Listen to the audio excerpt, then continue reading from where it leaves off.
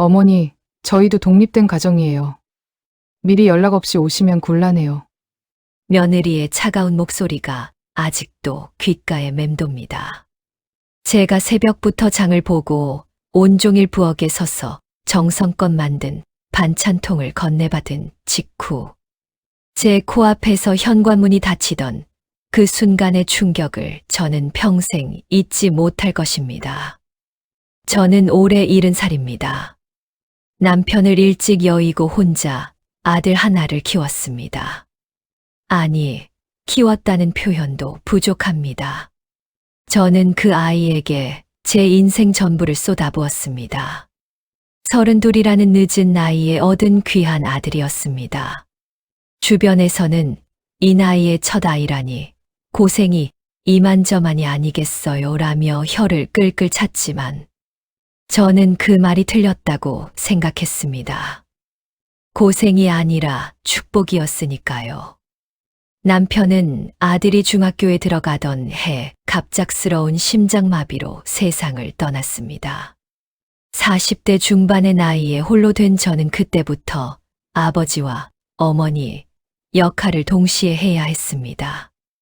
낮에는 식당에서 설거지를 하고 저녁에는 아파트 상가 청소 일을 했습니다. 주말에는 시장 좌판에서 나무를 다듬는 일까지 마다하지 않았습니다. 손은 거칠어지고 허리는 굽어갔지만 아들만큼은 남들처럼 키우고 싶었습니다. 엄마, 반찬 없어. 학교에서 돌아온 아들이 냉장고를 열며 투덜대던 목소리가 생생합니다. 저는 피곤한 몸을 이끌고 부엌에 서서 아들이 좋아하는 김치찌개를 끓이고 계란말이를 부쳤습니다. 아들이 맛있게 먹는 모습을 보면 그날의 피로가 싹 가시는 것 같았습니다. 대학 진학 때는 등록금 마련을 위해 제가 살던 작은 아파트를 팔고 더 외곽의 반지하로 이사했습니다. 아들은 엄마 미안해. 나 때문에. 라며 눈물을 흘렸지만 저는 웃으며 말했습니다. 얘야, 이게 뭐가 힘들어. 엄마는 네가 공부 잘해서 좋은 직장 다니면 그걸로 충분해. 아들은 제 기대대로 성실하게 공부했고 졸업 후 중견기업에 취직했습니다. 그리고 3년 뒤 아들이 여자친구를 데려왔습니다. 엄마, 소개할 사람이 있어요. 며느리가 될 그 여자는 단정한 차림에 예의 바른 태도를 가진 사람이었습니다. 처음 만났을 때 그녀는 제 손을 꼭 잡으며 말했습니다. 어머니, 아드님 정말 좋은 분이세요. 잘 부탁드립니다. 저는 그녀의 환한 미소를 보며 안심했습니다.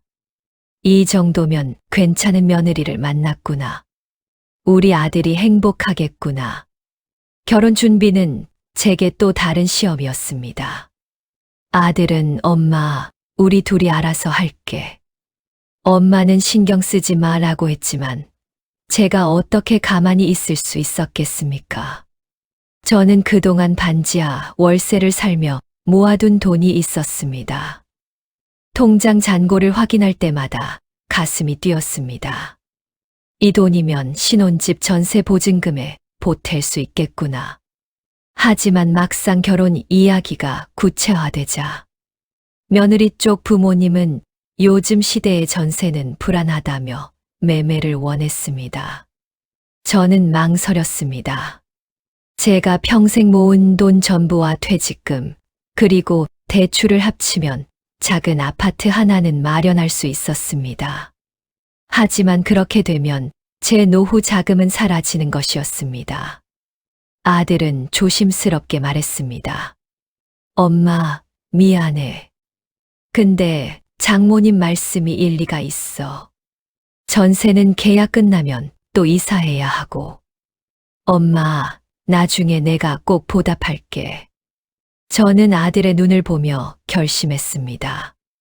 그래, 내가 이 돈을 모은 게 다 이 아이 잘 되라고 모은 거 아니었나. 아들이 행복하면 그게 내 행복이지. 결국 저는 제 전 재산을 털어 서울 외곽의 작은 30평대 아파트를 매입했습니다. 계약서에 아들 이름을 올리던 날, 며느리가 될 그녀는 제 손을 꼭 잡으며 눈물을 글썽였습니다. 어머니, 정말 감사합니다. 이 은혜 평생 잊지 않을게요. 저희가 어머니 모시고 잘 살게요. 저는 그녀의 따뜻한 손길에 가슴이 뭉클했습니다. 그래, 이 집이 우리 가족 모두의 보금자리가 되겠구나. 나도 언제든 편하게 드나들 수 있는 집이 생긴 거야. 결혼식 날, 저는 행복했습니다.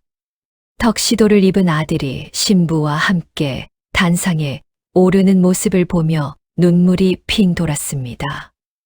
여기까지 오느라 얼마나 힘들었나. 이제 우리 아들도 제 가정을 꾸렸구나. 신혼 초 몇 달은 정말 행복한 시간이었습니다. 아들 부부는 주말마다 제가 사는 반지하 월세방으로 찾아왔습니다. 며느리는 손수 만든 반찬을 싸오기도 했고, 어머니, 이번 주말에 저희 집에 오세요. 제가 맛있는 거 해드릴게요 라며 저를 초대하기도 했습니다. 하지만 그 따뜻한 시간은 길게 가지 못했습니다. 며느리의 임신 소식을 들은 건 결혼 1년째 되던 해였습니다. 아들은 전화로 신나게 말했습니다. 엄마, 우리 애기 생겼어요. 엄마가 곧 할머니가 되시는 거예요. 저는 기쁨과 동시에 걱정이 밀려왔습니다. 임신한 며느리가 혼자 괜찮을까?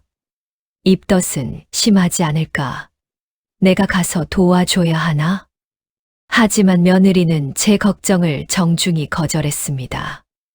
어머니, 괜찮아요. 아직 초기라 괜찮고 저희 엄마가 가끔 와서 봐주시거든요. 어머니는 멀리 계시니까 무리하지 마세요. 그 말이 배려인지 거절인지 저는 정확히 알 수 없었습니다. 하지만 저는 며느리의 말을 존중하기로 했습니다. 그래, 며느리에게도 친정 엄마가 있지. 내가 나서면 부담스러울 수도 있어. 그렇게 저는 한 발짝 물러서 있었습니다. 하지만 그것이 제가 그들의 삶에서 서서히 밀려나는 시작이 될 줄은 그때는 몰랐습니다. 손녀 서연이가 태어난 날, 저는 병원에 달려갔습니다. 분만실 앞에서 몇 시간을 기다린 끝에 아들이 환한 얼굴로 나왔습니다. 엄마, 딸이에요. 딸.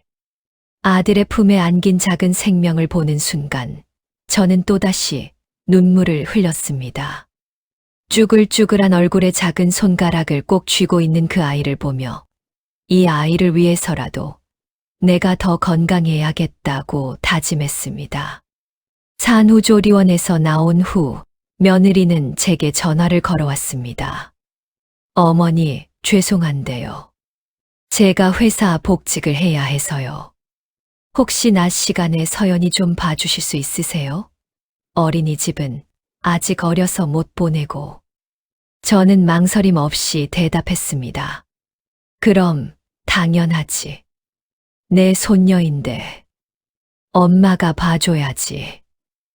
며느리는 안도의 한숨을 쉬었습니다. 감사해요, 어머니. 정말 큰 도움이에요. 그럼 월요일부터 아침 8시쯤 저희 집으로 와주실 수 있으세요? 저는 그날부터 매일 아침 5시에 일어나기 시작했습니다.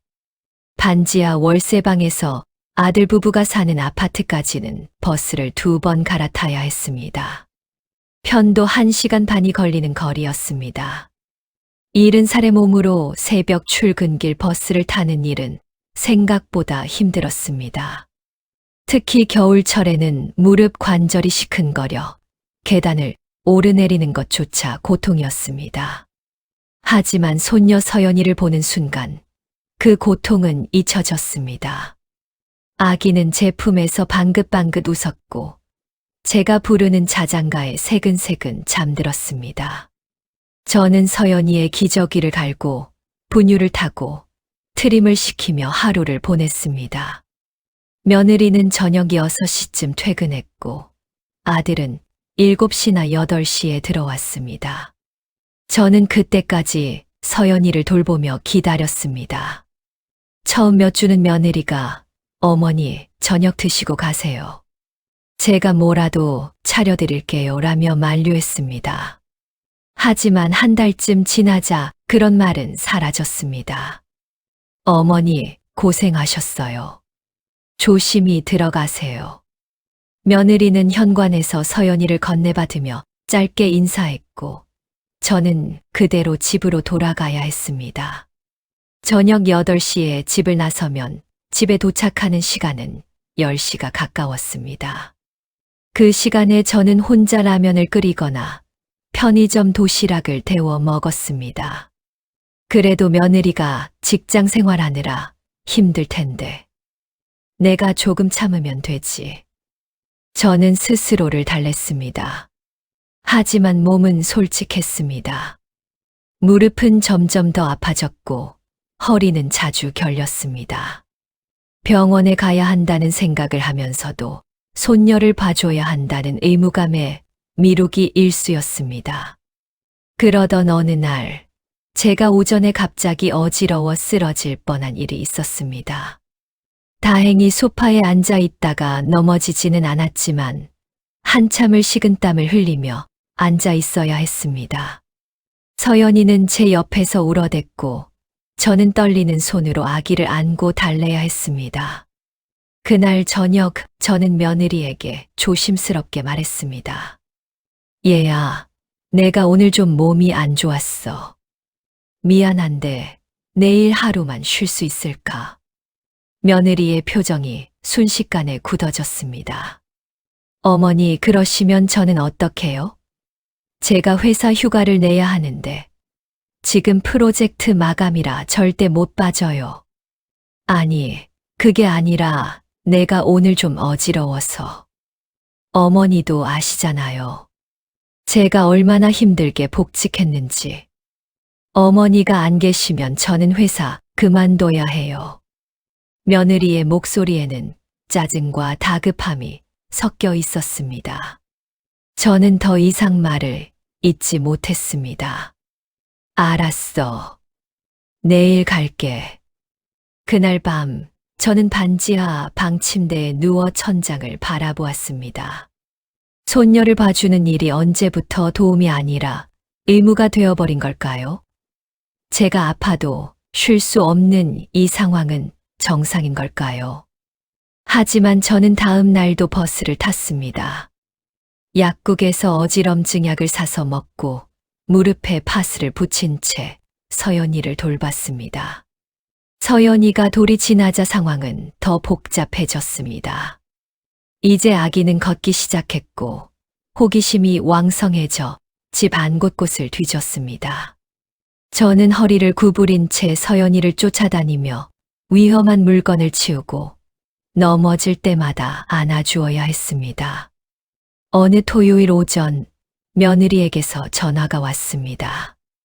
어머니, 죄송한데요. 오늘 제가 친구 결혼식이 있어서요. 서연이 좀 봐주실 수 있으세요? 오늘 토요일인데. 네, 갑자기 잡힌 일정이라. 아침 10시까지만 와주시면 돼요. 저녁 6시쯤 돌아올게요. 저는 그날 아침 약속이 있었습니다. 오랜만에 친구들과 함께 시장에 가서 점심을 먹기로 한 날이었습니다. 몇 달 만에 잡은 약속이었지만 저는 친구에게 전화를 걸어 취소했습니다. 미안해. 손녀를 봐줘야 해서. 다음에 보자.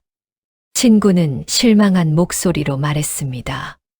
자네, 요즘 너무 손녀한테만 매달리는 거 아닌가? 자네 삶도 있잖아. 저는 쓴웃음을 지었습니다. 내 삶이 뭐가 있나? 손녀 봐주는 게 내 일인데. 일요일도 마찬가지였습니다. 아들 부부는 엄마, 우리 오랜만에 데이트 좀 하고 싶어요.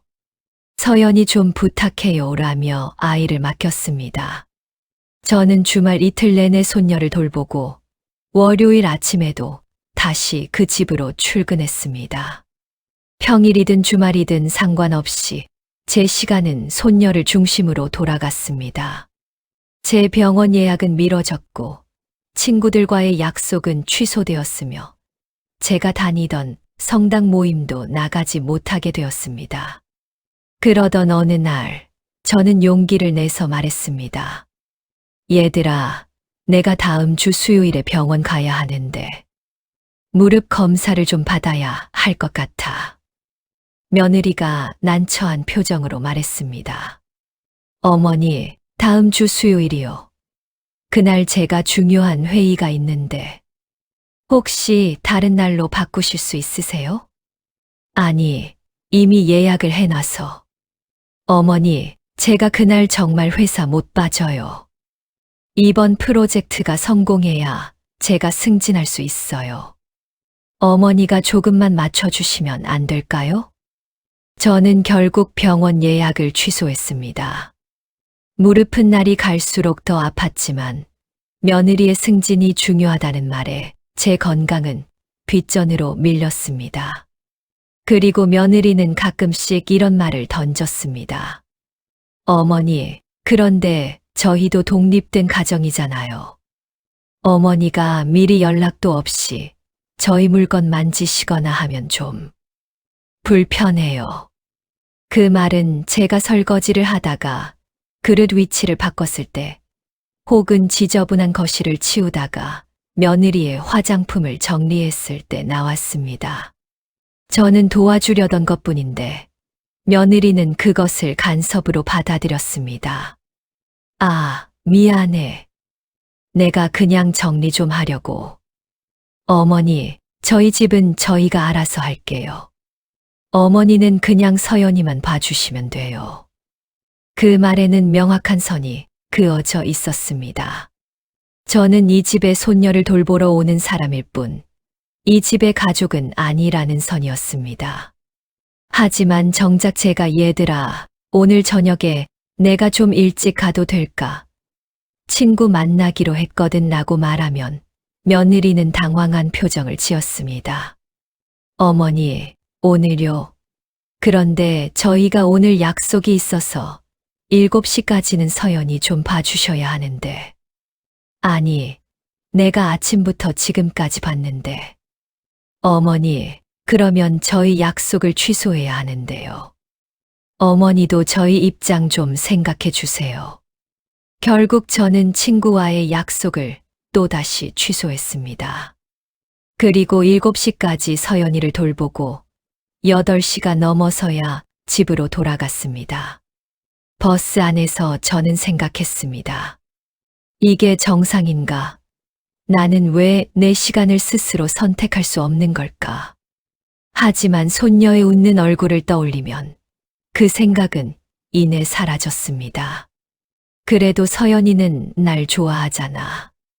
할미 하면서 안기잖아. 그걸로 된 거지. 저는 스스로를 다독이며 참았습니다. 하지만 제 마음 한구석에서는 서서히 금이 가고 있었습니다. 그 금은 곧 깊은 균열로 변할 터였습니다. 서연이가 두 돌을 맞이한 직후였습니다. 저는 여전히 주중 내내 손녀를 돌보며 하루하루를 보내고 있었습니다. 무릎은 이제 만성 통증이 되어 계단을 오를 때마다 쩍쩍 소리를 냈고 허리는 아침마다 펴지지 않았습니다. 약국에서 사온 진통제는 이제 제 가방 속 필수품이 되어 있었습니다. 그날도 평범한 목요일이었습니다. 저는 오후 4시쯤 서연이를 재우고 거실 소파에 앉아 잠시 눈을 붙이고 있었습니다. 그때 핸드폰이 울렸습니다. 며느리였습니다. 어머니. 목소리가 평소와 달랐습니다. 힘이 없고 어딘가 지쳐 있었습니다. 왜, 무슨 일 있니? 어머니, 제가 둘째를 가진 것 같아요. 순간 제 가슴이 철렁했습니다. 기쁨보다는 걱정이 먼저 밀려왔습니다. 벌써 둘째라니. 서연이도 아직 어린데. 그래, 축하한다. 그런데 괜찮아? 목소리가 안 좋은데. 며느리는 잠시 침묵하더니 말을 이었습니다. 입덧이 정말 심해요. 첫째 때보다 훨씬 심한 것 같아요. 아침에 일어나는 것도 힘들고, 회사에서도 화장실만 들락날락하고. 어머니, 죄송하지만 당분간 서연이를 좀 더 봐주실 수 있으세요? 제가 지금 상태로는. 그래, 당연하지. 그건 걱정 마. 전화를 끊고 나서 저는 복잡한 마음이 들었습니다. 한편으로는 며느리가 힘들어하는 게 안쓰러웠고, 다른 한편으로는 또 내 몫이 늘어나는구나 하는 피로감이 밀려왔습니다. 며칠 뒤 며느리에게서 또 전화가 왔습니다. 이번에는 목소리가 더욱 약해져 있었습니다. 어머니, 정말 죄송한데요. 그 목소리에는 평소의 냉랭함 대신 절박함이 묻어났습니다. 저는 무의식적으로 자세를 고쳐 앉았습니다. 왜 그래? 많이 힘드니? 네, 입덧이 너무 심해서 아무것도 못 먹겠어요. 뭘 먹어도 다 토하고. 그런데 어머니, 혹시 기억하세요? 작년에 제가 입덧할 때 어머니가 해주셨던 그 나물 무침 있잖아요. 새콤달콤하게 한 거? 네, 맞아요. 그게 지금 자꾸 생각나요. 그 맛이 아니면 아무것도 안 넘어가요. 어머니, 너무 죄송하지만 혹시 그거 좀 해주실 수 있으세요? 그리고 다른 반찬도 조금만. 제가 지금 요리를 할 수가 없어서요. 전화기 너머로 며느리의 가느다란 한숨 소리가 들렸습니다. 그 소리는 제 가슴 어딘가를 묘하게 흔들었습니다. 저는 순간 망설였습니다. 지난 몇 년간 쌓인 서운함이 가슴 한구석에 응어리져 있었습니다. 제가 아파도 쉬지 못했던 날들, 취소해야 했던 약속들, 그리고 독립된 가정이라며 선을 그었던 며느리의 차가운 말들이 스쳐 지나갔습니다. 하지만 동시에 다른 생각도 들었습니다. 그래도 둘째를 임신한 건데, 입덧이 심하다는데 어떻게 모른 척할 수 있어. 그리고 그 아이가 나를 찾는구나. 내가 만든 음식을 먹고 싶어 하는구나.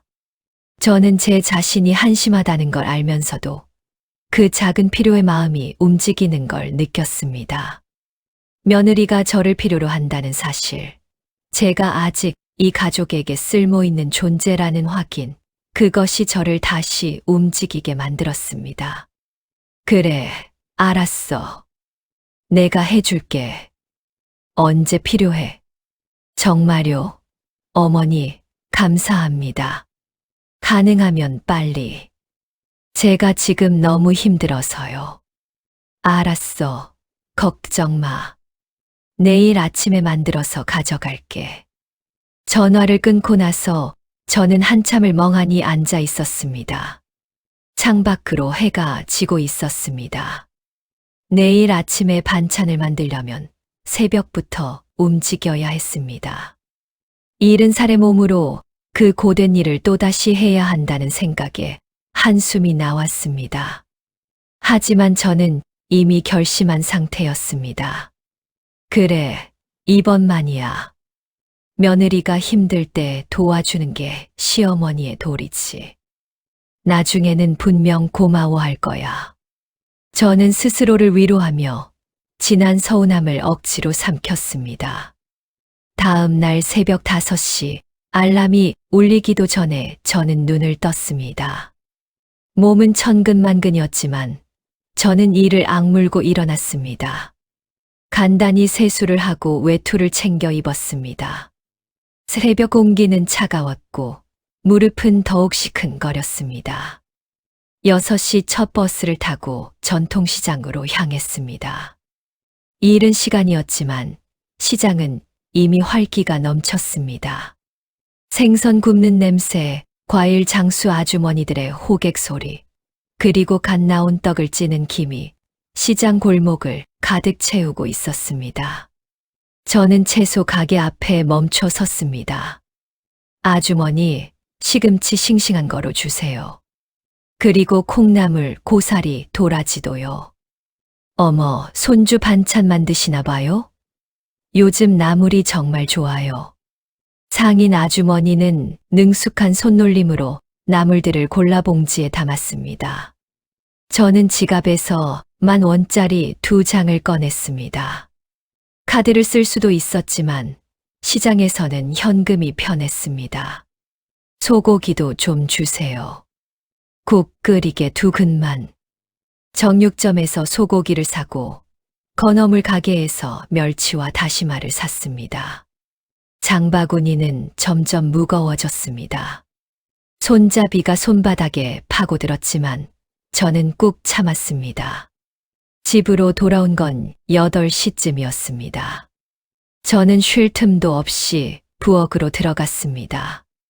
나물을 다듬고 씻고 데치는 과정이 시작되었습니다. 시금치는 끓는 물에 살짝 데쳐 찬물에 헹구고 물기를 꼭 짠 뒤 참기름과 간장으로 무쳤습니다. 콩나물은 아삭한 식감을 살리기 위해 정확히 3분만 삶았습니다. 고사리는 미리 불려둔 것을 들기름에 볶고 도라지는 소금으로 주물러 쓴맛을 뺀 뒤 고추장 양념을 했습니다. 며느리가 특히 좋아했던 새콤달콤한 양념은 식초, 설탕, 간장을 3:2:1 비율로 섞고 거기에 다진 마늘과 참기름을 넣어 만들었습니다. 손맛이 중요한 음식이었습니다. 시계를 보니 벌써 11시였습니다. 3시간 넘게 부엌에 서 있었던 겁니다. 허리는 끊어질 듯 아팠고 다리는 후들거렸습니다. 하지만 저는 멈출 수 없었습니다. 미역국까지 끓여야 했으니까요. 소고기를 참기름에 볶다가 물을 붓고 미역을 넣었습니다. 국이 보글보글 끓는 동안 저는 싱크대에 기댄 채 잠시 숨을 돌렸습니다. 내가 왜 이러고 있나? 문득 그런 생각이 들었습니다. 하지만 이미 여기까지 왔는데 이제 와서 그만둘 수는 없었습니다. 오후 1시 드디어 모든 반찬이 완성되었습니다. 시금치나물, 콩나물, 고사리, 도라지, 그리고 미역국. 유리 반찬통 6개에 정성스럽게 담았습니다. 미역국은 보온용기에 따로 담았습니다. 저는 반찬통들을 커다란 에코백에 넣었습니다. 손에 들어보니 생각보다 훨씬 무거웠습니다. 적어도 5kg은 넘는 것 같았습니다. 이걸 들고 버스를 타고 가야 하나. 순간 망설여졌지만 이미 약속했고 며느리는 기다리고 있을 터였습니다. 저는 외투를 걸치고 에코백을 들었습니다. 버스 정류장까지 걸어가는 동안 가방 손잡이가 어깨를 파고들었습니다. 몇 번이나 가방을 바닥에 내려놓고 쉬어야 했습니다. 지나가던 젊은 사람들은 무거운 짐을 든 노인을 보고도 그냥 지나쳤습니다. 버스 안에서 저는 간신히 빈자리를 찾아 앉았습니다. 무릎 위에 올린 가방이 무거워 다리가 저렸지만 꾹 참았습니다. 창밖을 바라보며 저는 생각했습니다. 며느리가 고마워할 거야. 이렇게 정성껏 만들어 갔는데 분명 고마워할 거야. 어쩌면 오랜만에 따뜻한 차 한 잔이라도 내줄지도 몰라. 저는 그런 작은 기대를 품으며 무거운 가방을 끌어안고 아들 부부의 아파트를 향해 갔습니다. 그때는 몰랐습니다. 그 기대가 얼마나 처참하게 무너질지를. 아파트 단지 입구에 도착했을 때 저는 이미 땀으로 흠뻑 젖어 있었습니다. 11월의 쌀쌀한 날씨였지만 무거운 짐을 들고 버스를 2번이나 갈아타고 온 탓에 등줄기가 축축했습니다.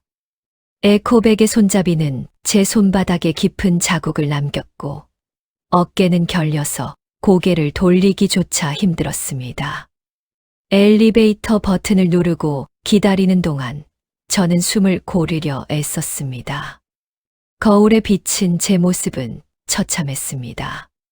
새벽부터 쉬지 않고 움직인 탓에 얼굴은 창백했고 눈가에는 피로가 역력했습니다. 머리카락 몇 가닥이 이마에 땀으로 달라붙어 있었습니다. 이렇게 가면 안 되는데. 저는 손수건을 꺼내 얼굴을 닦고 머리를 정돈했습니다. 며느리 앞에서 초라하게 보이고 싶지 않았습니다. 14층에서 엘리베이터 문이 열렸습니다. 복도를 걸어가는 것조차 힘겨웠습니다. 무릎이 욱신거렸고 가방을 든 손이 떨렸습니다. 1403호 현관 앞에 섰을 때 저는 잠시 숨을 고른 뒤 초인종을 눌렀습니다. 딩동. 잠시 후 인터폰 너머로 며느리의 목소리가 들렸습니다. 누구세요? 나야, 어머니. 문이 열렸습니다. 며느리는 파자마 차림이었습니다. 얼굴은 수척했고 피부색도 좋지 않았습니다. 입덧이 심하다는 말이 거짓은 아닌 것 같았습니다. 어머니, 오셨어요? 며느리의 시선은 제 얼굴이 아니라 제 손에 든 에코백으로 향했습니다. 그 순간 저는 이상한 기분을 느꼈습니다. 며느리가 반가워하는 건 제가 아니라 그 가방이라는 느낌이었습니다. 많이 힘들지. 입덧에 좋다는 것들로 해왔어. 시금치나물, 콩나물, 고사리, 도라지 다 있고 네가 좋아하는 그 새콤달콤한 양념으로 무쳤어. 미역국도 방금 끓여서 따뜻할 거야. 저는 숨을 고르며 에코백을 내밀었습니다. 손이 떨렸고 팔이 저려왔습니다. 며느리는 두 손으로 가방을 받았습니다. 무게를 느낀 듯 잠깐 표정이 변했지만 이내 밝은 미소를 지었습니다. 어머니, 정말 고생 많으셨어요. 새벽부터 이거 다 만드셨어요? 응, 시장도 다녀오고. 싱싱한 걸로 골라왔어. 감사해요, 어머니. 진짜 이거 아니면 아무것도 못 먹겠어요. 너무 감사합니다. 며느리의 목소리는 진심으로 고마워하는 것처럼 들렸습니다. 저는 그 말에 조금 안도했습니다. 그래, 역시 내가 이렇게 해주니까 고마워하는구나. 며느리는 에코백을 현관 안쪽으로 들여놓았습니다. 그리고는 다시 현관문 앞으로 나왔습니다. 저는 자연스럽게 안으로 들어가려고 한 발짝 옮겼습니다. 하지만 며느리는 문턱을 막아섰습니다. 어머니, 정말 감사해요. 잘 먹을게요. 그 말투에는 이제 가시라는 의미가 담겨 있었습니다. 저는 당황했습니다. 아, 그래. 그런데 얘야, 나 좀 앉았다 갈까? 차 한 잔만 마시고 갈게. 새벽부터 나와서 좀 힘들어서. 저는 조심스럽게 말했습니다. 무리한 부탁이 아니라고 생각했습니다. 새벽부터 시장을 다녀와 반찬을 만들고 무거운 짐을 들고 2시간 가까이 이동해 온 시어머니에게 차 한 잔 정도는 당연한 예의 아닌가요? 며느리의 표정이 미묘하게 변했습니다. 눈빛에 불편함이 스쳤습니다. 어머니. 며느리는 잠시 망설이더니 입을 열었습니다. 어머니, 죄송한데요. 저희도 독립된 가정이잖아요. 그 말이 나오는 순간 제 심장이 쿵 내려앉는 것 같았습니다. 미리 연락도 없이 오시면 저희가 좀 곤란해요. 지금 집도 많이 지저분하고 제가 입덧 때문에 정리를 못해서 어머니 들어오시면 불편하실 거예요. 아니, 나 그런 거 신경 안 써. 그냥 의자에 앉아서 물 한 잔만. 어머니, 그리고 사실 저 지금 속이 너무 안 좋아서요. 화장실도 자주 들락날락해야 하고, 어머니 계시면 제가 더 신경 쓰이거든요. 며느리의 목소리는 단호했습니다. 미안하다는 말은 했지만 그 미안함은 형식적이었습니다. 저는 믿을 수 없다는 표정으로 며느리를 바라봤습니다. 얘야, 내가 새벽부터 이걸 만들어서 여기까지 들고 온 걸 알잖니? 그런데 물 한 잔도 못 마시고 가라는 거니? 어머니, 저도 이러고 싶어서 이러는 게 아니에요. 근데 저희도 우리 생활이 있고 우리만의 공간이 필요하잖아요. 어머니도 이해해 주세요. 며느리는 한 발짝 뒤로 물러서며 현관문을 살짝 닫기 시작했습니다. 고생하셨어요, 어머니. 정말 감사하고요. 반찬 맛있게 잘 먹을게요. 조심히 들어가세요. 잠깐만, 얘야. 제 말이 끝나기도 전에 며느리는 문을 닫았습니다. 철컥. 현관문이 닫히는 소리가 복도에 울렸습니다. 저는 그 닫힌 문 앞에서 멍하니 서 있었습니다. 5초, 10초, 시간이 흘렀지만 저는 움직일 수 없었습니다. 다리에 힘이 풀려 그 자리에 주저앉을 것 같았습니다. 복도는 조용했습니다. 어디선가 텔레비전 소리가 희미하게 들렸고 누군가의 요리하는 소리도 들렸습니다. 하지만 제가 서 있는 이곳은 마치 진공 상태처럼 고요했습니다. 저는 천천히 고개를 들어 닫힌 현관문을 바라봤습니다. 1403호. 제가 전 재산을 털어 마련해 준 그 집. 아들과 며느리가 행복하게 살라고 제 노후 자금을 모두 쏟아부은 그 집. 그 집의 현관문이 지금 제 코앞에서 닫혀 있었습니다. 나는 이 집에 무엇이었을까? 그 질문이 머릿속을 맴돌았습니다. 저는 이 집을 사준 사람입니다. 이 집의 계약금, 중도금, 잔금을 모두 제가 냈습니다. 제가 평생 악착같이 모은 돈으로 마련한 집입니다. 저는 2년 넘게 이 집에 와서 손녀를 돌봐준 사람입니다. 평일이든 주말이든 가리지 않고 달려와 서연이를 안고, 재우고, 먹이고, 재워온 사람입니다. 그리고 저는 오늘 새벽부터 일어나 시장을 다녀와 정성껏 반찬을 만들어 무거운 짐을 들고 2시간을 걸려 이곳까지 온 사람입니다. 그런데 저는 이 집에 차 한 잔 마실 자격도 없는 사람이었습니다. 독립된 가정. 그 단어가 가슴에 비수처럼 꽂혔습니다. 며느리는 제게 그렇게 말했습니다. 자신들은 독립된 가정이고 미리 연락 없이 오면 곤란하다고. 하지만 며느리는 제게 미리 연락했나요? 서연이를 봐달라고 할 때, 주말에 데이트 가니까 아이를 맡긴다고 할 때, 며느리는 제게 미리 물어봤나요? 아니었습니다. 며느리는 전화 한 통으로 제게 명령했습니다. 어머니, 내일 와주세요. 어머니, 이번 주말에 서연이 좀 봐주세요. 그리고 저는 제 모든 일정을 취소하고 달려갔습니다. 그런데 정작 제가 그들이 필요로 하는 것을 들고 왔을 때는 독립된 가정이라며 문을 닫았습니다. 저는 천천히 벽에 등을 기댔습니다. 다리에 힘이 풀려 그대로 주저앉고 싶었지만 복도에서 그럴 수는 없었습니다. 누가 볼까봐 창피해서라도 버텨야 했습니다.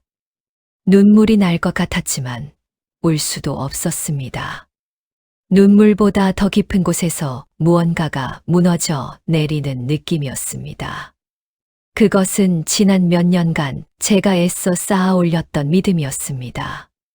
내가 헌신하면 그들도 나를 사랑할 거야. 내가 도와주면 나중에는 나도 도움을 받을 수 있을 거야. 내가 참으면 언젠가는 인정받을 거야. 그 믿음들이 한꺼번에 무너졌습니다. 저는 그저 배달부였습니다. 반찬을 배달하고 손녀를 돌보는 무료 노동력이었습니다. 필요할 때는 불려와 쓰고 필요 없을 때는 문 밖으로 내쫓는 존재였습니다. 가슴 깊은 곳에서 뜨거운 무언가가 치밀어 올랐습니다. 그것은 분노였을까요? 슬픔이었을까요? 아니면 제 자신에 대한 자괴감이었을까요? 저는 주먹을 꽉 쥐었습니다. 손톱이 손바닥에 파고들었지만 아프지 않았습니다. 더 큰 아픔이 가슴을 짓누르고 있었으니까요. 얼마나 그렇게 서 있었을까요? 5분이었을 수도 10분이었을 수도 있습니다. 엘리베이터가 열리는 소리에 저는 정신을 차렸습니다. 젊은 부부가 아이를 데리고 나왔습니다. 그들은 복도에 멍하니 서 있는 저를 힐끗 보고는 지나갔습니다. 저는 천천히 몸을 일으켰습니다. 다리가 후들거렸고 허리는 굳어 있었습니다. 하지만 저는 걸어야 했습니다. 이곳에서 벗어나야 했습니다. 엘리베이터를 타고 내려가는 동안 저는 거울 속 제 모습을 봤습니다.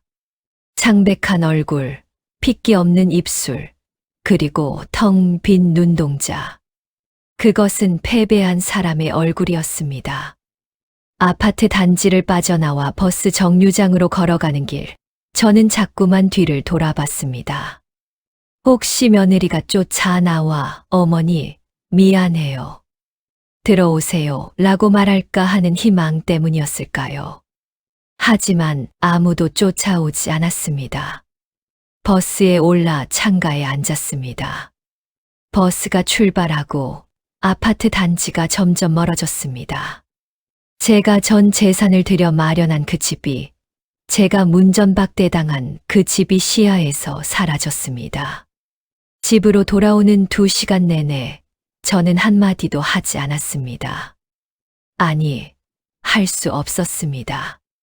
입을 열면 울음이 터져 나올 것 같았으니까요. 반지하 월세방 문을 열고 들어섰을 때 저는 그제야 털썩 주저앉았습니다. 현관 바닥에 주저앉아 한참을 멍하니 앉아 있었습니다. 이제 어떻게 해야 하지? 그 질문에 답은 없었습니다. 하지만 한 가지는 확실했습니다. 이대로는 안 된다는 것. 더 이상 이렇게 살 수는 없다는 것. 제 안에서 무언가가 변하기 시작했습니다. 그것은 작은 씨앗처럼 이제 막 싹을 틔우기 시작한 반항의 씨앗이었습니다. 그날 이후 사흘 동안 저는 집 밖으로 나가지 않았습니다. 아들에게서도 며느리에게서도 연락이 없었습니다. 사과도 안부도 없었습니다. 제가 반찬을 전해준 것에 대한 감사 인사조차 없었습니다. 저는 그 사흘 동안 많은 생각을 했습니다. 침대에 누워 천장을 바라보며 지난 몇 년을 되짚어 봤습니다. 제가 언제부터 이렇게 된 걸까요? 언제부터 제 시간, 제 건강, 제 삶이 이렇게 하찮아진 걸까요? 냉장고에는 먹을 것이 거의 없었습니다. 그동안 저는 제 끼니보다 손녀밥을 더 중요하게 생각했고, 제 반찬보다 아들 부부의 식탁을 먼저 챙겼으니까요. 저는 편의점에서 산 컵라면으로 끼니를 때웠습니다. 라면을 후루룩 먹으며 저는 문득 깨달았습니다. 나는 그들에게 엄마도 시어머니도 아니었구나. 그저 편리한 도구였을 뿐이야.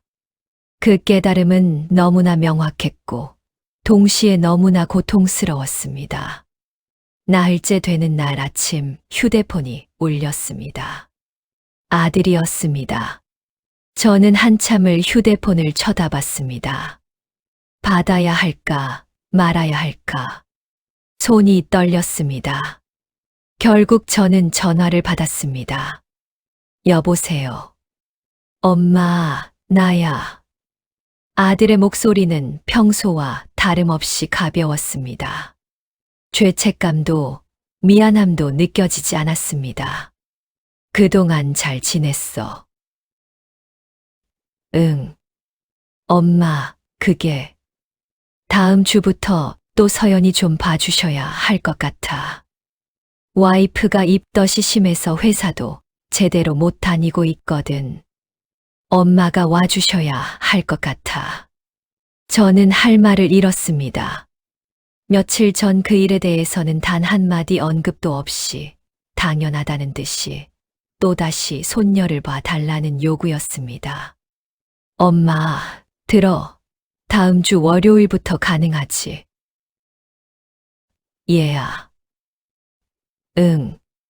지난번에 내가 반찬 가져갔을 때 말이야. 아, 그거. 엄마, 그거 정말 맛있었대.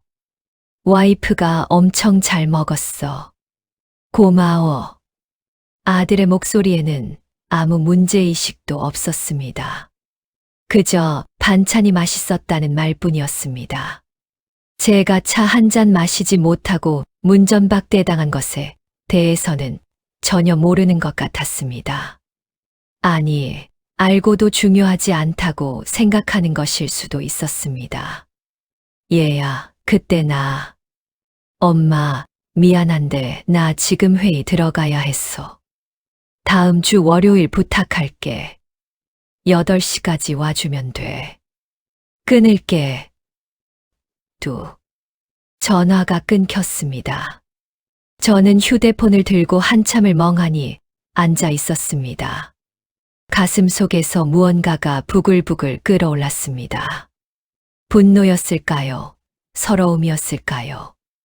다음 주 월요일에 가라고. 예전에 저라면 당연히 갔을 것입니다.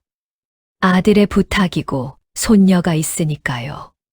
제 감정이야 어쨌든 아이는 봐줘야 한다고 생각했을 것입니다. 하지만 지금은 달랐습니다. 왜 내가 가야 하지? 그들은 나를 문전박대했는데. 차 한 잔도 안 주면서 독립된 가정이라고 했는데. 그런데 왜 내가 또 가야 하는 거지? 저는 그날 하루 종일 고민했습니다. 월요일까지는 아직 나흘이 남아 있었습니다. 그동안 어떻게 할지 결정해야 했습니다. 토요일 아침이었습니다. 저는 늦잠을 잤습니다. 오랜만에 아침 알람 없이 자연스럽게 눈을 뜬 것입니다. 시계를 보니 9시 반이었습니다. 아, 이렇게 늦잠을 자본 게 얼마 만인지. 저는 천천히 일어나 커피를 내렸습니다. 창문을 열자 상쾌한 가을 바람이 들어왔습니다. 반지하였지만 이렇게 여유롭게 아침을 맞이하는 게 얼마나 오랜만인지 모르겠습니다. 그때 초인종이 울렸습니다. 딩동, 딩동. 저는 깜짝 놀랐습니다. 토요일 아침에 누가 찾아올 리가 없었습니다. 혹시 택배인가 싶어 문을 열었습니다.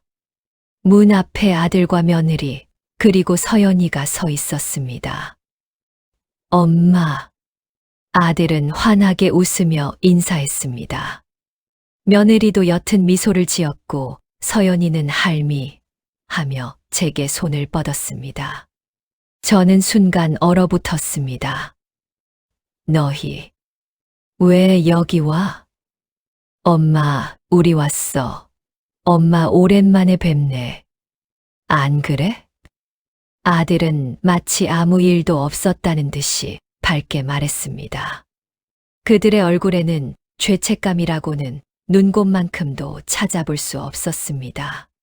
갑자기 왜?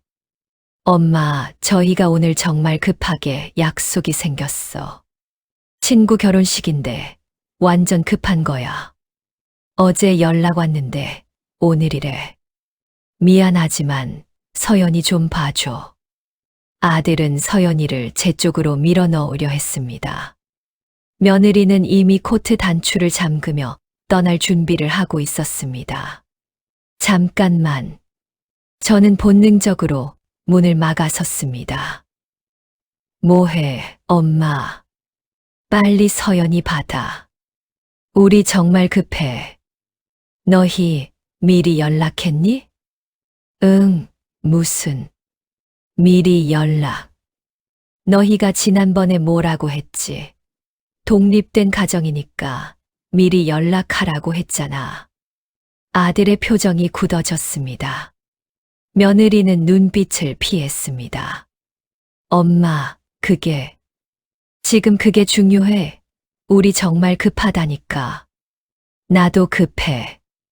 나도 오늘 약속 있어. 사실 저는 약속이 없었습니다. 하지만 그 순간 제 입에서 자동으로 그 말이 나왔습니다.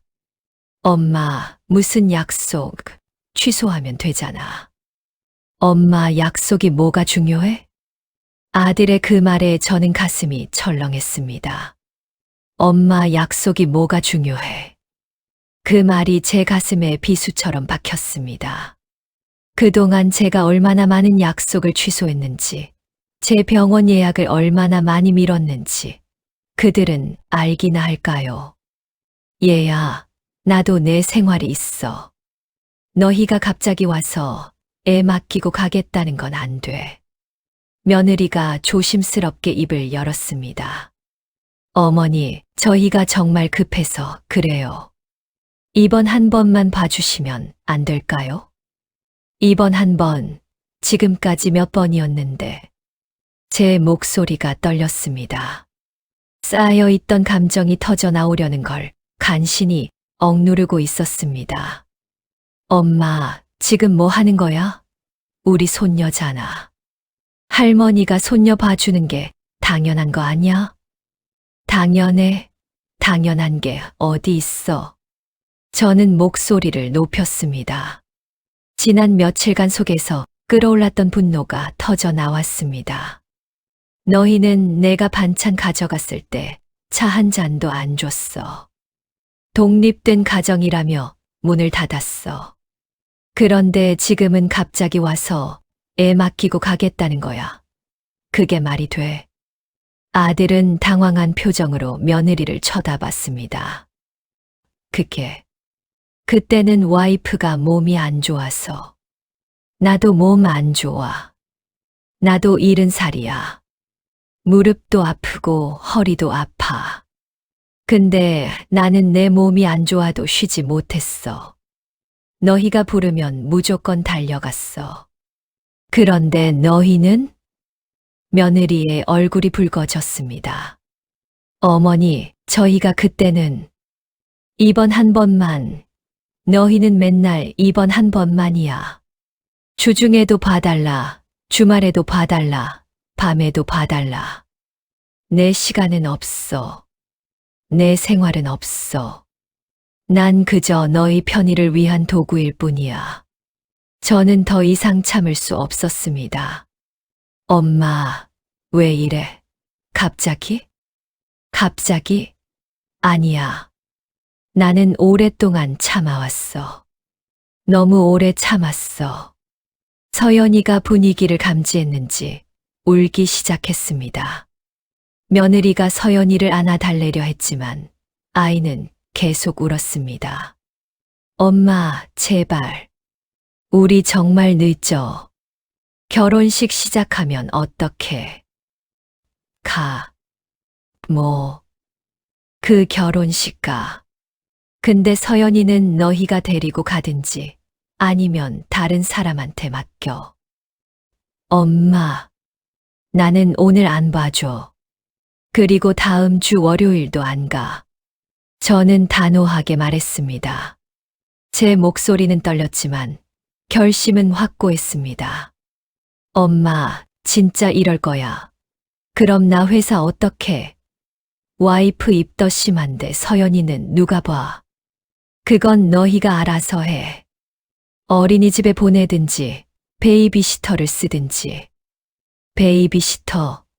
그거 돈 엄청 들어. 돈이 아까우면 너희 중 한 명이 회사 그만두든지. 아들은 믿을 수 없다는 표정으로 저를 바라봤습니다. 엄마, 정말 이러실 거예요. 며느리도 목소리를 높였습니다. 그래. 나도 이제 내 생활 할 거야. 너희가 말했잖아. 독립된 가정이라고. 나도 독립된 가정이야. 내 집, 내 시간, 내 생활. 너희가 갑자기 와서 부탁한다고 해서 다 들어줄 수는 없어. 어머니, 어떻게 그러실 수가. 며느리의 목소리에 원망이 섞여 있었습니다. 너희도 나한테 그랬잖아. 나는 너희가 한 대로 하는 것뿐이야. 저는 더 이상 말하고 싶지 않았습니다. 가슴이 너무 아팠습니다. 하지만 이제는 뒤로 물러설 수 없었습니다. 이만 가봐. 결혼식 늦는다며. 엄마. 가. 저는 천천히 문을 닫기 시작했습니다. 아들이 문을 막으려 했지만 저는 힘을 주어 밀었습니다. 엄마, 문 좀 열어봐. 문 밖에서 아들이 소리쳤지만 저는 더 이상 대꾸하지 않았습니다. 쾅. 저는 문을 닫았습니다. 그리고 문의 등을 기댄 채 주저앉았습니다. 손은 떨렸고 눈물이 핑 돌았습니다. 하지만 저는 울지 않았습니다. 문 밖에서 한참 동안 왁자지껄한 소리가 들렸습니다. 아들 부부가 뭔가 논쟁하는 소리, 서연이 우는 소리. 그러다가 점점 멀어지는 발소리. 그들은 결국 돌아갔습니다. 저는 문에 기댄 채 한참을 앉아 있었습니다. 가슴이 두근거렸습니다. 제가 방금 무슨 일을 한 건지 실감이 나지 않았습니다. 하지만 한 가지는 확실했습니다. 저는 더 이상 예전의 그 착한 엄마가 아니었습니다. 이제는 제 삶을 지킬 것입니다. 그것이 이기적이든 냉정하든 상관없었습니다. 저는 천천히 일어나 거울을 봤습니다. 거울 속에 제 얼굴은 창백했지만 눈빛만큼은 단호했습니다. 잘했어. 넌 잘했어. 저는 스스로에게 말했습니다. 그리고 그 말을 믿기로 했습니다. 그날 이후 일주일이 지났습니다. 아들에게서 전화가 몇 번 왔지만 저는 받지 않았습니다. 문자도 여러 통 왔습니다. 엄마, 전화 좀 받아. 우리 이야기 좀 하자. 엄마, 서연이가 할미 보고 싶다고 울어. 마음 좀 풀어. 엄마, 이러지 마. 우리가 잘못했어. 그러니까 연락 좀 해. 하지만 저는 답장하지 않았습니다. 제가 무슨 말을 해야 할지 알 수 없었고, 무엇보다 아직 마음이 정리되지 않았습니다. 그 일주일 동안 저는 많은 것을 했습니다. 몇 년 만에 친구들에게 연락했습니다. 미뤄뒀던 병원 예약을 잡았습니다. 무릎 검사를 받고 물리치료를 시작했습니다. 의사 선생님은 좀 더 일찍 오셨으면 좋았을 텐데요 라고 했지만 저는 웃으며 이제라도 왔으니 다행이죠 라고 답했습니다. 성당 모임에도 나갔습니다. 오랜만에 만난 친구들은 어머, 그동안 어디 있었어? 라며 반겼습니다. 저는 간단히 손녀 봐주느라 바빴어 라고만 했습니다. 구체적인 이야기는 하고 싶지 않았습니다. 그리고 저는 은행에 갔습니다. 통장을 정리하기 위해서였습니다. 아들 집을 사는데 거의 모든 돈을 쓴 뒤 제 통장 잔고는 초라했습니다. 하지만 매달 들어오는 기초연금과 국민연금으로 월세를 내고 생활하는 데는 큰 문제가 없었습니다. 창구 직원이 통장을 정리하며 물었습니다. 따님이나 아드님 계좌로 정기적으로 이체하실 건가요? 아니요. 그럴 필요 없어요. 네. 보통 어르신들이 자녀분들 용돈이나 필요 없어요. 이 돈은 제가 쓸 거예요. 저를 위해서요. 직원은 약간 놀란 표정이었지만 저는 단호했습니다. 이제 제 돈은 저를 위해 쓸 것입니다. 그런데 바로 그날 오후 예상치 못한 일이 벌어졌습니다. 저는 은행에서 돌아와 점심을 먹고 있었습니다. 김치찌개를 끓여 혼자 밥을 먹는데 초인종이 울렸습니다. 딩동, 딩동, 딩동. 이번에는 연타로 눌렀습니다. 급한 것 같았습니다. 문을 열자 아들과 며느리, 그리고 서연이가 다시 서 있었습니다. 지난번과 똑같은 구도였습니다. 하지만 이번에는 분위기가 달랐습니다. 아들의 얼굴은 굳어 있었고 며느리는 눈이 충혈되어 있었습니다. 서연이는 며느리 품에서 칭얼대고 있었습니다. 엄마. 아들의 목소리는 낮고 단호했습니다. 우리 들어가서 이야기 좀 하자. 무슨 이야기? 엄마, 여기서 이야기하긴 뭐하니까. 들어가자. 아들이 안으로 들어오려 했습니다. 하지만 저는 문을 막아섰습니다. 여기서 해. 무슨 이야기인데? 아들은 당황한 표정을 지었습니다. 평소에 저라면 당연히 안으로 들였을 텐데 오늘은 달랐습니다. 엄마, 이게 뭐 하는 거야? 우리 가족인데. 가족이면 어때? 너희가 말했잖아. 독립된 가정이라고. 미리 연락 없이 오면 곤란하다고. 며느리가 조심스럽게 입을 열었습니다. 어머니, 저희가 잘못했어요. 그때 정말 제 몸이 안 좋아서. 몸이 안 좋으면 차 한 잔도 못 줘. 의자에 앉으라는 말도 못 해. 저는 더 이상 물러서지 않았습니다. 며느리는 입술을 깨물며 고개를 숙였습니다.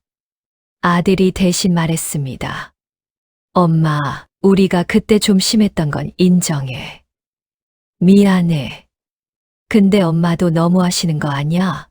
일주일 넘게 연락도 안 받고 서연이도 안 봐주고. 엄마, 서연이가 얼마나 할미 찾는데. 그건 내 문제가 아니야.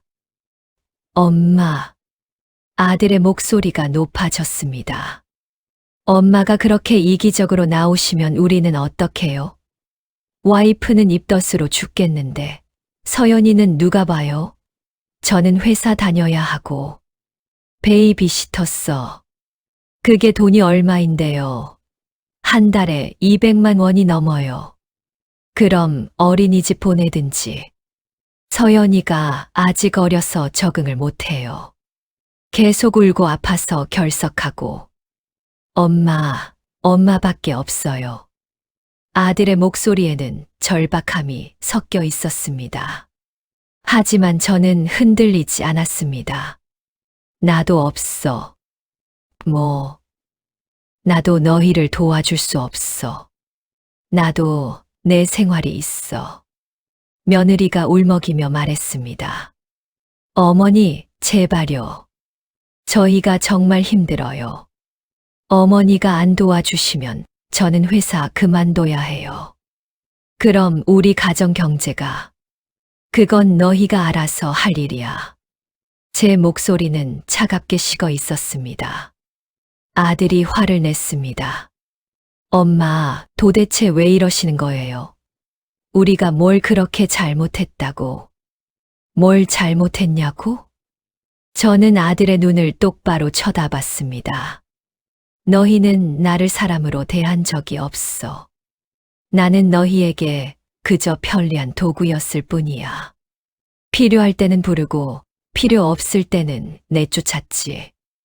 미리 연락도 없이 애 맡기고 주말에도 애 맡기고 밤에도 애 맡기면서 내 시간은 한 번도 물어본 적 없어. 그건 내가 아파도 쉬지 못했어. 병원 예약도 취소했어. 친구들 약속도 다 취소했어. 왜? 너희가 서연이 봐달라고 해서. 근데 너희는 나한테 뭘 해줬어? 며느리가 눈물을 닦으며 말했습니다. 어머니, 저희가 감사하지 않았던 건 아니에요. 감사? 그게 감사야? 지난번에 내가 새벽부터 일어나서 반찬 만들어 갔을 때 너희는 나를 문 밖에 세워뒀어. 차 한 잔도 안 주고 앉으라는 말도 안 하고. 그게 감사하는 사람이 할 짓이야? 며느리는 더 이상 변명하지 못했습니다. 아들이 다른 방법을 시도했습니다. 엄마, 알았어. 우리가 잘못했어. 정말 미안해. 그러니까 이제 화 풀고 다시 서연이 좀 봐줘. 응. 안 돼. 엄마, 나는 너희가 나한테 했던 것처럼 할 거야. 너희는 말했잖아. 독립된 가정이라고. 미리 연락 없이 오면 곤란하다고. 나도 똑같이 말할게. 나도 독립된 가정이야. 너희가 미리 연락 없이 와서 부탁하는 건 곤란해. 엄마, 지금 우리한테 복수하시는 거예요. 복수가 아니야. 나는 그저 너희가 만든 규칙을 따르는 것뿐이야. 존중, 경계, 독립된 가정. 너희가 원했던 거잖아. 나도 이제 그렇게 살 거야. 아들은 분노와 당황이 뒤섞인 표정으로 저를 바라봤습니다. 그럼 엄마는 앞으로 서연이 안 볼 거예요? 너희가 정말로 나를 존중하고 내 시간을 배려하고 나를 가족으로 대한다면 생각해 볼 수도 있어. 하지만 지금처럼 일방적으로 요구만 한다면 안 돼. 며느리가 다급하게 말했습니다. 그럼 어떻게 하면 돼요? 어머니가 원하시는 게 뭐예요? 2, 3일 전에 미리 연락해. 내 일정을 물어봐. 내가 괜찮다고 하면 그때 부탁해.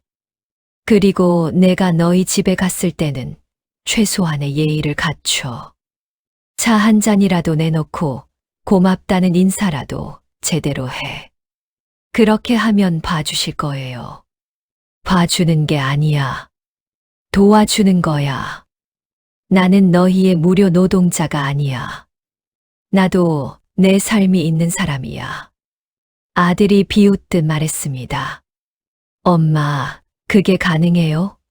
엄마가 무슨 그렇게 바쁜 일이 있다고. 그 말에 저는 가슴이 철렁했습니다. 하지만 동시에 더 단호해졌습니다. 바쁜 일이 없으면 어때? 나는 그냥 내 시간을 가질 권리가 있어. 친구도 만나고 병원도 가고 그냥 집에서 쉬기도 하고. 그게 뭐가 잘못됐어? 엄마, 너희는 데이트한다고 애 맡겼잖아. 친구 결혼식 간다고 애 맡겼잖아. 그게 되고 내 시간은 안 되는 이유가 뭐야? 아들은 할 말을 잃었습니다.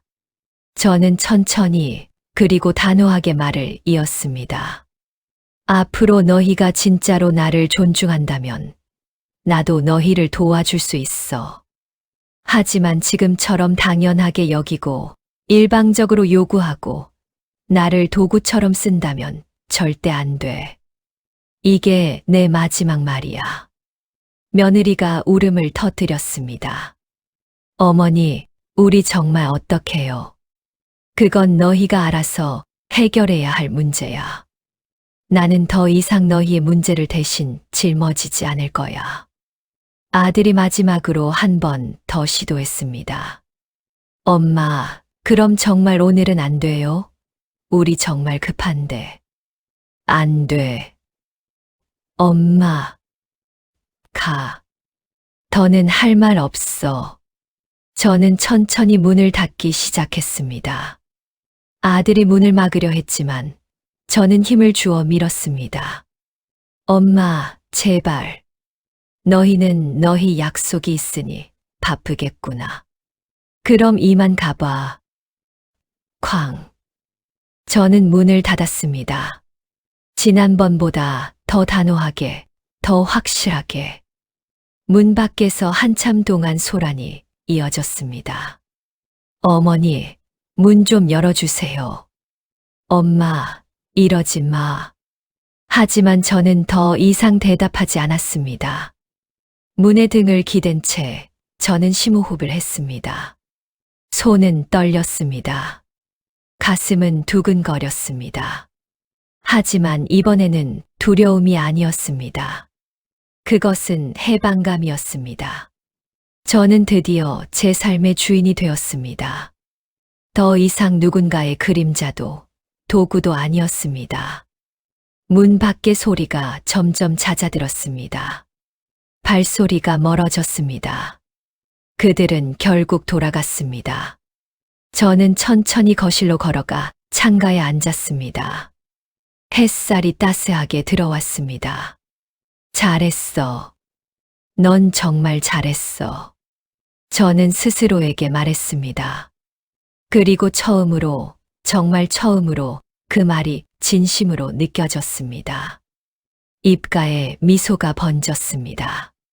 그것은 승리의 미소였고, 동시에 새로운 시작의 미소였습니다. 70살, 저는 마침내 제 인생을 되찾았습니다. 그날 이후 사흘이 지났습니다. 아들에게서도 며느리에게서도 연락이 없었습니다. 저는 그 침묵이 편안했습니다. 오히려 홀가분했습니다. 저는 그 사흘 동안 제 삶을 살았습니다. 화요일에는 물리치료를 받으러 갔고, 수요일에는 성당 모임에 나갔습니다. 목요일에는 오랜만에 시장을 천천히 둘러보며 제가 먹고 싶은 반찬거리를 샀습니다. 시금치, 콩나물, 두부. 이번에는 남을 위해서가 아니라 저를 위해 장을 봤습니다. 집에 돌아와 천천히 요리를 하며 저는 깨달았습니다. 제가 요리를 좋아했다는 것을. 누군가를 위해 억지로 하는 것이 아니라 제가 먹고 싶어서, 제가 즐거워서 하는 요리는 전혀 다른 의미였습니다. 목요일 저녁 식사를 마치고 설거지를 하고 있을 때 휴대폰이 울렸습니다. 아들이었습니다. 저는 잠시 망설였습니다. 받아야 할까, 말아야 할까. 하지만 피할 수는 없었습니다. 언젠가는 마주해야 할 일이었습니다. 여보세요. 엄마. 아들의 목소리는 지쳐 있었습니다. 전과 달리 힘이 없고 조심스러웠습니다. 나야. 응. 엄마, 통화 가능해? 가능해. 말해. 저는 의도적으로 짧게 대답했습니다. 예전처럼 왜, 무슨 일이야? 괜찮아? 라며 먼저 걱정하지 않았습니다. 아들은 한참을 침묵하다가 입을 열었습니다. 엄마, 미안해. 정말 미안해. 우리가 엄마한테 너무 심했어. 이제야 깨달았어. 저는 대답하지 않았습니다. 그저 들었습니다. 엄마가 우리한테 얼마나 많이 해주셨는지, 우리가 엄마를 얼마나 당연하게 여겼는지, 엄마 없이 지내보니까 알겠어. 우리가 정말 잘못했어. 그래. 짧은 대답이었지만 아들은 할 말을 이었습니다. 엄마, 우리 베이비시터 썼어. 근데 진짜 돈도 돈이지만 서연이가 적응을 못해. 계속 울고 밥도 안 먹고. 그 아주머니도 힘들어해서 이틀 만에 그만뒀어. 그래서 와이프가 회사 휴직했어. 어쩔 수 없었어. 근데 와이프도 입덧이 심해서 서연이 제대로 못 봐주고. 엄마, 우리 정말 힘들어. 예전에 저라면 그래, 많이 힘들지. 내가 가서 도와줄까? 라고 했을 것입니다.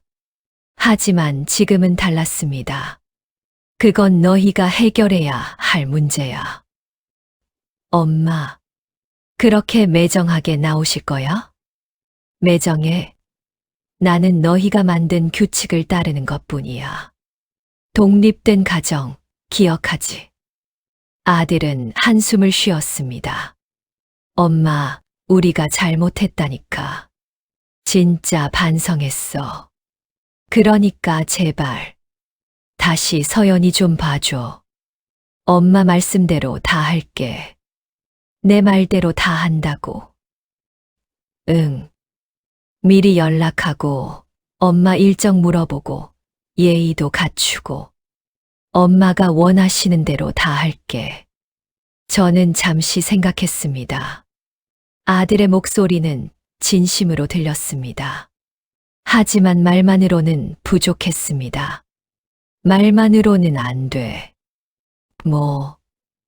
너희가 진심으로 바뀌었다는 걸 행동으로 보여줘. 어떻게? 일단 제대로 된 사과부터 해. 전화로 말로만 하는 게 아니라 직접 와서 진심으로 사과해. 그것도 내가 오라고 할 때 와. 언제? 이번 주 토요일 오후 2시. 우리 집으로 와. 서연이는 데려오지 마. 너희 둘만 와. 토요일, 그날 우리 약속이. 아들이 말을 멈췄습니다. 제가 무슨 말을 할지 알았기 때문일 것입니다. 약속 있으면 취소해. 아니면 오지 마. 선택은 너희가 해. 알았어. 토요일 2시에 갈게. 그리고 또 하나. 뭔데? 앞으로 내가 서연이를 봐준다면 그건 무료가 아니야. 엄마, 무슨 소리야? 들어. 나도 내 시간과 노동에 대한 대가를 받을 권리가 있어. 물론 돈을 많이 달라는 게 아니야. 하지만 최소한의 교통비, 식비 정도는 받을 거야. 엄마가 손주 봐주는데 돈을 받겠다고? 왜 안 돼? 베이비시터는 돈 주면서 왜 할머니는 당연히 공짜야? 나도 버스비 들고 밥 먹어야 하고 약도 사야 해. 70살 노인이 왕복 3시간을 매일 이동하는 게 얼마나 힘든지 알아? 아들은 말이 없었습니다.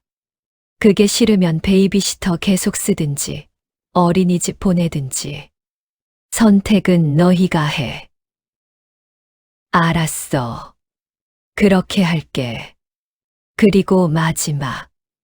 너희가 나를 진짜 가족으로 대할 거면 나한테도 너희 집 열쇠를 줘. 열쇠. 응. 나도 미리 연락하고 갈 거야. 하지만 가족이라면 열쇠 하나쯤은 있어야 하지 않겠어. 내가 그 집을 사줬는데 나는 그 집에 초대받아야만 들어갈 수 있다는 게 말이 돼. 아들은 한참을 침묵했습니다. 와이프랑 상의해 볼게. 좋아. 토요일에 답 들을게. 전화를 끊고 나서 저는 한참을 멍하니 앉아 있었습니다. 제가 방금 무슨 말을 한 건지 스스로도 놀라웠습니다. 교통비와 식비를 달라고? 집 열쇠를 달라고? 예전에 저라면 상상도 못할 일이었습니다. 하지만 지금의 저는 달랐습니다. 저는 더 이상 무조건적인 헌신을 강요당하고 싶지 않았습니다. 토요일 오후 2시 초인종이 울렸습니다. 문을 열자 아들과 며느리가 서 있었습니다. 두 사람 모두 평소보다 수척해 보였습니다. 며느리의 얼굴은 더 헬쑥했고 아들의 눈가에는 다크서클이 짙었습니다. 들어와. 저는 담담하게 말했습니다. 예전처럼 왔니? 많이 힘들었지? 라며 반기지 않았습니다. 그들은 조심스럽게 안으로 들어왔습니다. 제 반지하 월세방은 좁고 어두웠습니다.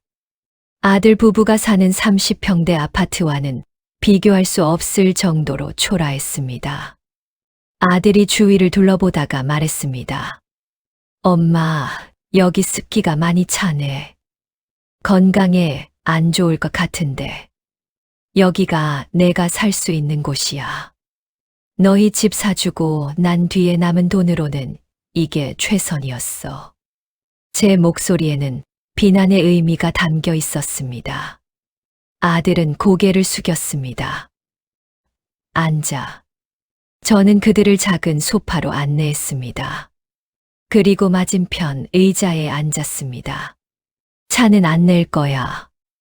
너희도 나한테 안 줬으니까. 며느리가 얼굴을 붉혔습니다. 어머니, 말해. 뭐 하러 왔어? 아들이 먼저 입을 열었습니다. 엄마, 우리가 정말 잘못했어. 진심으로 사과해. 뭘 잘못했는데? 엄마를 당연하게 여겼어. 엄마의 헌신을, 엄마의 시간을, 엄마의 건강을 당연하게 생각했어. 미안해. 며느리도 고개를 숙이며 말했습니다. 어머니, 저도 정말 죄송해요. 저는 어머니를 가족이 아니라 그냥 도움을 주는 사람으로만 생각했던 것 같아요. 그날 반찬 받고 문 닫았을 때 저는 정말 어머니를 배달 온 사람처럼 대했어요. 너무 죄송해요. 며느리의 눈에서 눈물이 흘렀습니다. 진심으로 보였습니다. 하지만 저는 쉽게 마음을 열지 않았습니다. 그래서 사과는 들었어. 그 다음은 아들이 품에서 봉투를 꺼냈습니다. 엄마, 이거. 그동안 엄마가 서연이 봐주신 것에 대한 사례예요. 많지는 않지만 저는 봉투를 받아 열어봤습니다. 안에는 100만 원이 들어 있었습니다. 이게 뭐야? 그동안 엄마가 교통비, 식비 다 쓰시면서 서연이 봐주셨잖아요. 그거에 대한 거예요. 그리고 며느리가 작은 상자를 꺼냈습니다. 어머니, 이건 집 열쇠예요. 복사해 왔어요. 저는 상자를 받아 열었습니다. 반짝이는 열쇠 1개가 들어 있었습니다. 어머니, 앞으로는 미리 연락하시면 언제든 오세요. 어머니 집이기도 하니까요. 저희가 잊고 있었어요. 그 집은 어머니가 마련해 주신 거잖아요. 저는 열쇠를 손에 쥐었습니다. 차가운 금속의 감촉이 느껴졌습니다. 그리고 엄마, 앞으로는 엄마 말씀대로 할게요. 2, 3일 전에 미리 연락드리고 엄마 일정 여쭤보고 엄마가 괜찮다고 하실 때만 부탁드릴게요. 그리고 아들이 또 다른 종이를 꺼냈습니다. 이거 우리가 작성한 거예요. 앞으로 우리가 지켜야 할 규칙들이요. 엄마 확인해 주세요. 저는 종이를 받아 읽었습니다. 어머니와 우리 가족의 약속. 어머니께 도움을 요청할 때는 최소 2, 3일 전에 미리 연락드린다. 어머니의 일정과 건강 상태를 먼저 확인하고 양해를 구한다. 어머니가 거절하시면 존중하고 다른 방법을 찾는다. 어머니께서 우리 집에 오셨을 때는 최소한의 예의를 갖춘다. 차 대접, 식사 제공 등 어머니의 교통비와 식비를 지원한다. 월 50만 원. 어머니께 감사의 마음을 항상 표현한다. 어머니도 독립된 개인임을 존중한다. 저는 종이를 읽으며 눈시울이 뜨거워지는 것을 느꼈습니다. 하지만 울지 않았습니다. 이걸 진짜 지킬 수 있어? 네, 엄마. 진심이에요. 우리 정말 반성했어요. 며느리도 고개를 끄덕였습니다. 어머니, 저희에게 한 번만 더 기회를 주세요. 저희가 진짜 바뀔게요. 저는 한참을 그들을 바라봤습니다. 그들의 눈빛은 진지했고 목소리는 간절했습니다. 좋아. 한 번 믿어볼게. 하지만 이 약속 어기면 그땐 정말 끝이야. 알겠지? 네, 엄마. 고맙습니다. 어머니, 정말 감사합니다. 아들과 며느리는 깊이 고개를 숙였습니다. 저는 천천히 일어나 부엌으로 갔습니다. 그리고 찻주전자에 물을 올렸습니다. 차 한잔 할래? 엄마. 아들의 목소리가 떨렸습니다. 감기 걸리지 말고 따뜻한 거 마셔. 며느리는 입덧 심하다며? 생강차가 좋을 거야. 어머니. 며느리가 울음을 터뜨렸습니다. 이번에는 진심 어린 눈물이었습니다. 저는 그들에게 차를 따라주며 말했습니다. 관계는 일방적이면 안 돼. 서로 주고받아야 해. 존중도, 배려도, 사랑도. 너희가 그걸 이제야 깨달은 것 같아서 다행이야. 네, 엄마. 이제 알았어요. 그리고 서연이 얘기는 내일 다시 하자. 오늘은 이야기 많이 했으니까. 네, 엄마. 우리는 그렇게 차를 마시며 조심스럽게 다시 대화를 시작했습니다. 깨진 관계를 다시 맞추는 일은 쉽지 않을 것입니다. 하지만 적어도 이제는 시작이라도 할 수 있게 되었습니다. 대등한 관계로서, 서로를 존중하는 관계로서 말입니다. 그로부터 2달이 지났습니다. 많은 것이 달라졌습니다. 아니, 제가 달라졌습니다. 매주 화요일 오전, 저는 동네 문화센터에서 열리는 수채화 강좌에 다닙니다. 평생 그림을 그려보고 싶었지만 늘 미뤄왔던 일이었습니다. 손녀 봐줘야 하니까, 아들 부부 도와줘야 하니까 하며 제 꿈을 뒤로 미뤘었죠. 하지만 이제는 다릅니다. 화요일 오전은 제 시간입니다. 오늘은 풍경화를 그려볼까요? 선생님의 말씀에 저는 붓을 들었습니다. 서툴지만 즐거웠습니다. 캔버스에 물감을 칠하는 시간, 그것은 온전히 제 것이었습니다. 어머님, 색감이 참 좋으세요. 감성이 있으셔. 선생님의 칭찬에 제 얼굴에 미소가 번졌습니다. 70살에 처음 받는 칭찬이었습니다. 누군가의 엄마가 아니라, 누군가의 시어머니가 아니라, 그림 그리는 한 사람으로서 받는 칭찬이었습니다. 목요일 오후는 성당 모임에 나갑니다. 오랜만에 만난 친구들과 차를 마시며 이야기를 나눕니다. 자네, 요즘 표정이 많이 밝아졌어. 친구 순자가 말했습니다. 그래. 응. 예전엔 뭔가 늘 지쳐 보였는데 지금은 활기가 있어 보여. 저는 웃으며 대답했습니다. 내가 나를 찾은 것 같아. 무슨 말이야? 그동안 나는 누군가의 엄마, 누군가의 시어머니로만 살았거든. 근데 이제는 나로 살고 있어. 나 자신으로. 순자는 고개를 끄덕이며 제 손을 꼭 잡았습니다. 잘했어. 자네도 자네 인생을 살아야지. 금요일 오전에는 물리치료를 받으러 갑니다. 규칙적인 치료 덕분에 무릎 통증이 많이 좋아졌습니다.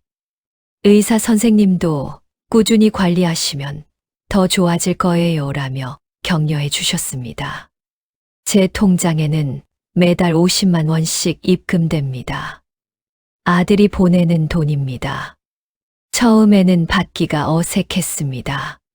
손주 봐주는데 돈을 받다니 하는 죄책감도 들었습니다.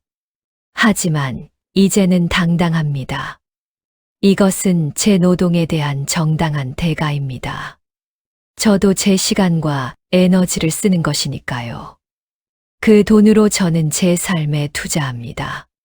수채화 강좌비, 물리치료비, 그리고 가끔씩 친구들과의 외식비. 남은 돈은 저축합니다. 언젠가 이 반지하에서 벗어나 조금 더 나은 곳으로 이사하기 위해서입니다. 그리고 일주일에 2번, 화요일과 목요일 오후에 저는 아들 집으로 갑니다. 서연이를 돌보기 위해서입니다. 하지만 예전과는 완전히 다릅니다. 지난주 화요일 며느리에게서 문자가 왔습니다. 어머니, 이번 주 화요일 오후 2시부터 6시까지 서연이 봐주실 수 있으세요? 제가 병원 검진이 있어서요. 어머니 일정 괜찮으신지 먼저 여쭤봅니다. 저는 제 일정을 확인했습니다. 화요일 오전에는 그림 수업이 있지만 오후는 비어 있었습니다. 괜찮아. 갈게. 감사합니다, 어머니. 화요일에 뵐게요. 화요일 오후 2시 저는 열쇠로 문을 열고 들어갔습니다. 현관을 열자 며느리가 반갑게 맞이했습니다. 어머니, 오셨어요? 추우셨죠? 따뜻한 차 준비해뒀어요. 거실 테이블 위에는 생강차가 김을 내며 놓여 있었습니다. 고마워. 어머니, 간식도 준비했어요. 서연이 낮잠 자고 일어나면 이거 주시면 돼요. 그리고 혹시 어머니 허리 불편하시면 이 쿠션 사용하세요. 제가 새로 샀어요. 며느리는 소파에 허리 쿠션을 가져다 놓았습니다. 오늘은 6시까지만 부탁드릴게요. 제가 병원 갔다가 장도 좀 보고 올게요. 저녁은 제가 해서 어머니도 드시고 가세요. 그래, 알았어. 다녀와. 며느리가 나간 후 저는 차를 마시며 잠시 쉬었습니다. 서연이는 방에서 낮잠을 자고 있었습니다. 예전 같았으면 저는 쉬지도 못하고 바로 설거지를 하거나 집안일을 했을 것입니다. 하지만 이제는 다릅니다. 저는 제가 할 일만 합니다. 서연이를 돌보는 것. 그것뿐입니다. 서연이가 일어났습니다. 할미. 아이는 제게 달려와 안겼습니다. 저는 서연이를 안아 올렸습니다. 무릎이 아프지만 이 정도는 괜찮습니다. 예전처럼 하루 종일이 아니라 몇 시간만 돌보는 것이니까요. 할미, 그림 그려줘. 그래, 할미가 그려줄게. 저는 서연이와 함께 색연필로 그림을 그렸습니다. 서연이는 동그라미를 그리고 저는 그 옆에 꽃을 그렸습니다. 할미, 예뻐. 그치, 할미가 요즘 그림 배우거든. 할미, 대단해. 아이의 순수한 칭찬에 제 마음이 따뜻해졌습니다. 저녁 6시 며느리가 돌아왔습니다. 어머니, 고생하셨어요.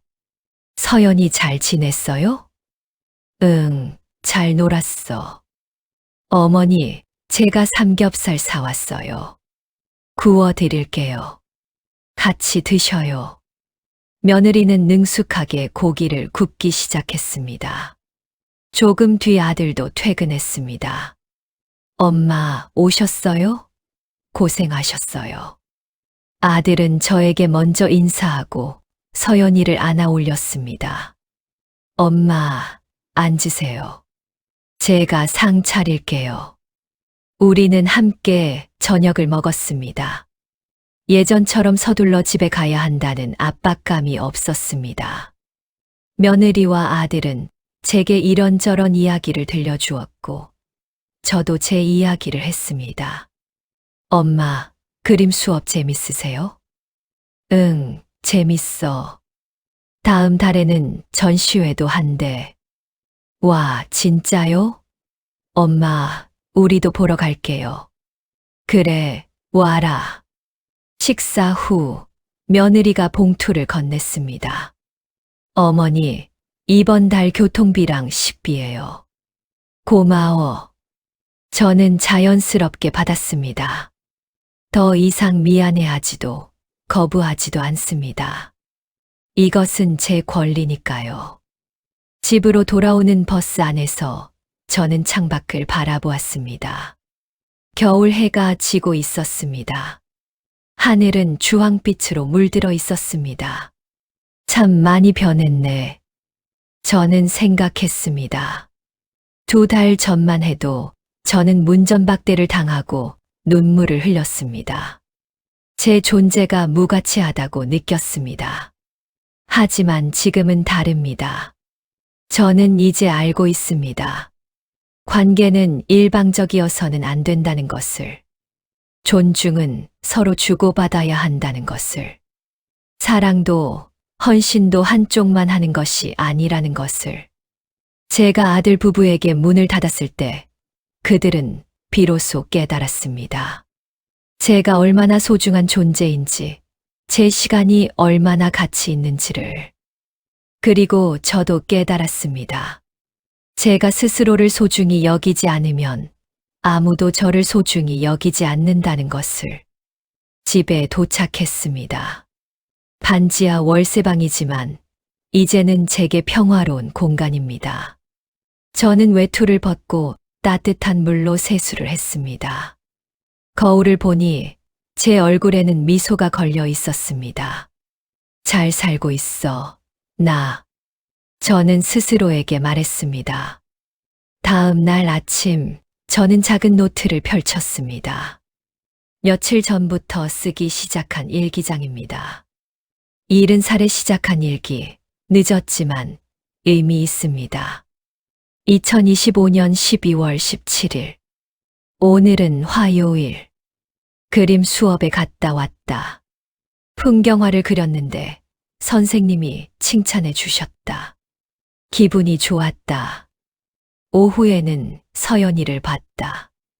아이와 함께 그림도 그리고 놀아주었다. 예전처럼 힘들지 않았다. 정해진 시간만 돌보니까 여유가 있었다. 저녁은 아들네 집에서 먹었다. 며느리가 삼겹살을 구워줬다. 함께 이야기 나누는 시간이 편안했다. 억지로 웃지 않아도 됐고 눈치 보지 않아도 됐다. 이제야 느낀다. 관계는 평등해야 한다는 것을. 한쪽이 일방적으로 주고 한쪽이 일방적으로 받는 관계는 오래가지 못한다. 나는 오랫동안 주기만 했다. 받지 못하면서도 계속 줬다. 그게 엄마의 도리라고, 시어머니의 의무라고 생각했다. 하지만 틀렸다. 나도 받을 권리가 있다. 존중받을 권리, 쉴 권리, 내 시간을 가질 권리. 그 권리를 찾기 위해 나는 문을 닫았다. 그리고 그들도 변했다. 이제 우리는 새로운 관계를 만들어가고 있다. 더 건강한 관계, 더 대등한 관계. 나는 더 이상 착한 엄마가 아니다. 나는 그냥 나다. 70살에 여전히 배우고 있는, 여전히 성장하고 있는 한 사람. 저는 일기장을 덮고 창문을 열었습니다. 찬 바람이 들어왔지만 상쾌했습니다. 휴대폰이 울렸습니다. 친구 순자였습니다. 여보세요? 자네, 다음 주 수요일에 우리 여행 가기로 한 거 기억하지? 경주 가는 거. 응, 기억해. 당연히 갈 거야. 좋아. 그럼 수요일 아침 9시에 터미널에서 보자. 알았어. 다음 주에 봐. 전화를 끊고 나서 저는 달력을 보았습니다. 수요일에 빨간 펜으로 경주 여행이라고 적혀 있었습니다. 예전 같았으면 이런 약속을 잡을 엄두도 내지 못했을 것입니다. 혹시 아들이 부르면 어떡하지? 손녀가 아프면? 하며 제 계획을 미리 포기했을 것입니다. 하지만 이제는 다릅니다. 수요일은 제 시간입니다. 아들도 며느리도 그것을 압니다. 그리고 존중합니다.